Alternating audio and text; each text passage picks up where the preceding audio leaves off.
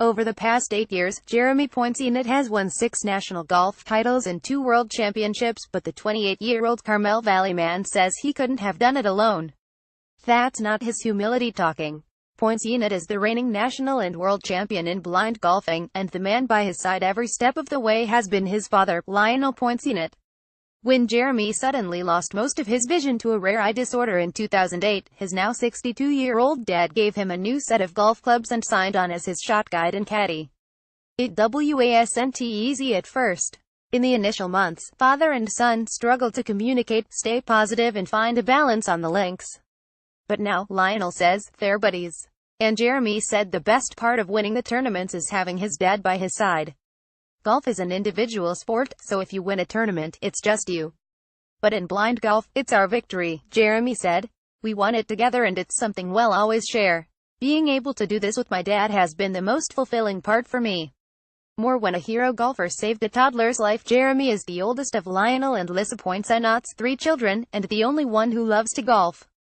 It was golf that brought Lionel and Lisa together 3 decades ago and golf that provided the family with a good life.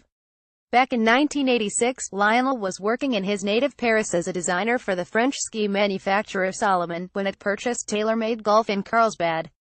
Lionel was asked to spend 2 months studying product designs at the new subsidiary, but once he got off the plane in San Diego, he never went home.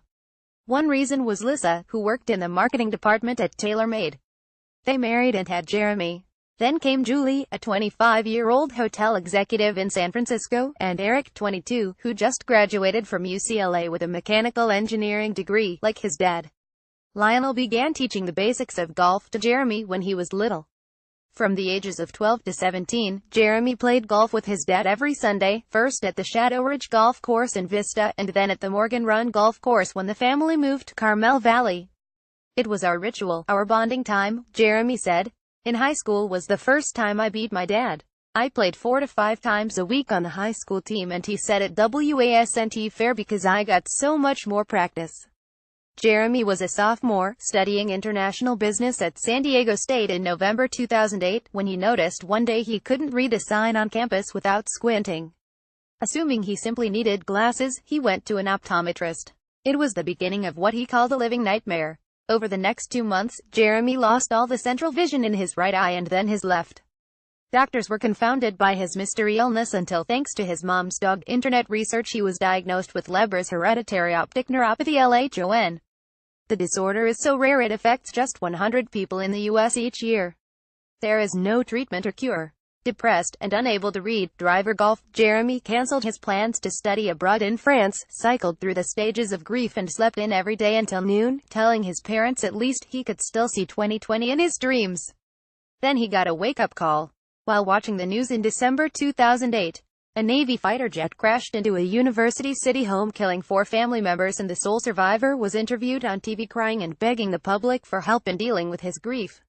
I thought this guy went through something so tough I couldn't imagine, and he wasn't sulking. From that day forward I decided I'd have a positive attitude about my situation and stop complaining. With a close friend, he launched the Cycling Under Reduced Eyesight Foundation, which just hosted its 9th annual fundraising bike ride for an LHON cure. Then he found his way back to sports. Again, with his mother's help, he connected with the Challenged Athletes Foundation, the Blind Stokers Tandem Cycling Club, and, finally, the sport of blind golf. Blind golfers compete in 3 categories: B1 for the totally blind and B2 and B3 for the vision impaired. Jeremy still has his peripheral vision, so he is classified as B2. Each golfer is allowed a caddy who can guide them on the course, help them select clubs, line them up for a shot and help them locate and count the steps to the tee. Lisa said father and son were used to playing against each other, so they had to learn how to play as a team. At first they bickered through their rounds, then she said they found their groove. At these tournaments, they're equals but they have different roles, so they had to figure out how they overlap and how to work out the parent-child versus player-coach relationship, she said. They've both benefited from the experience and they have so much fun now. They love each other and they've traveled the world together. In 2009, Jeremy and his dad won 3rd place at the U.S. Blind Golf Association National Championship. A year later, they won the World Golf Championship in England. They've since won numerous other titles and still play a couple rounds a month together at Morgan Run. Jeremy's turnaround story helped redirect his life in more ways than golf.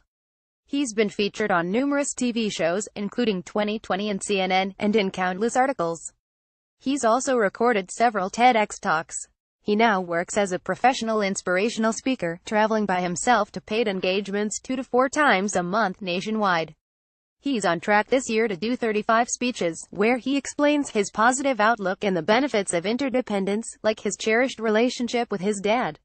He's also newly engaged. He met his fiancée, Ellen, at a tailgate party in LA back in fall 2009. They'll marry next May in Paris.